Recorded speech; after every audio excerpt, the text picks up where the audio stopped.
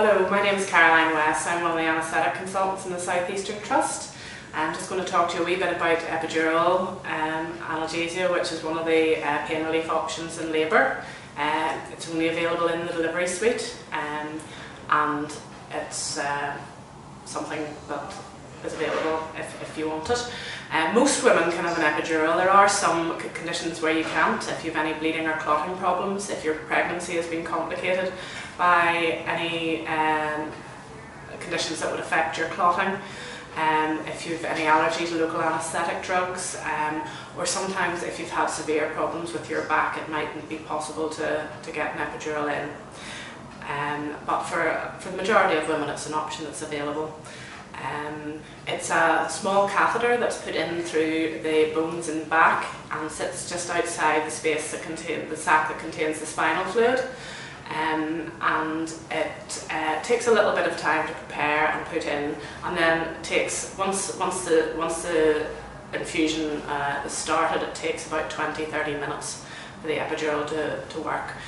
So the catheter is left in your back for the duration of your labour, and a constant infusion of local anaesthetic and painkiller is given down the catheter to keep you comfortable during labour. Now, if an epidural is working well, it should get rid of about 95% of the pain. You do still feel some pressure with contractions, but it should leave you dramatically more comfortable than you were. Your legs may feel slightly heavy, and you will be required to be in bed with the epidural.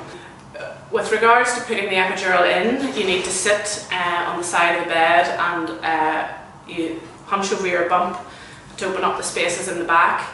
And I said it can take a wee while. It's a small space that we're trying to get the catheter into, and it can sometimes take a while and sometimes a couple of attempts to insert the epidural.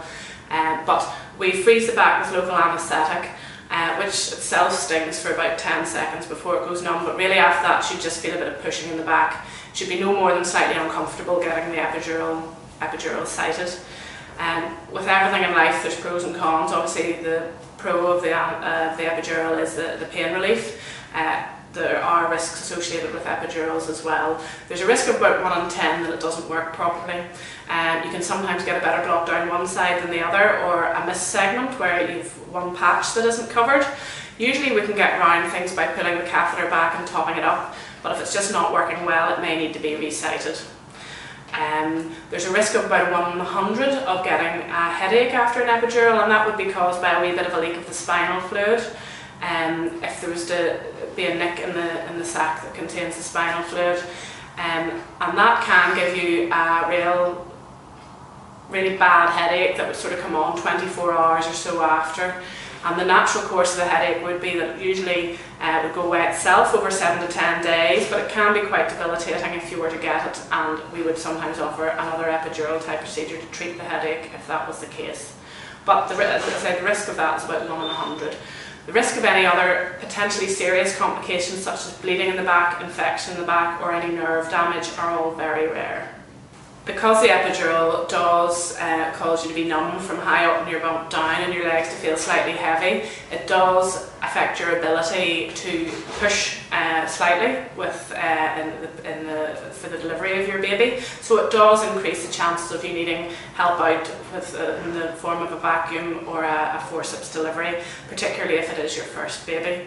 It doesn't increase the likelihood of you needing a cesarean section. After the epidural is working, you will have a catheter inserted into your bladder, and that will remain certainly while the epidural is working, and depending on the type of delivery you have, it depends on when it can be removed. Once the epidural infusion is stopped, the numbness will wear off over about usually wear off over about 5 or 6 hours. For more information on epidurals, see the website, and on the website there's also a link to the obstetric anaesthesia website for further information if you would like it.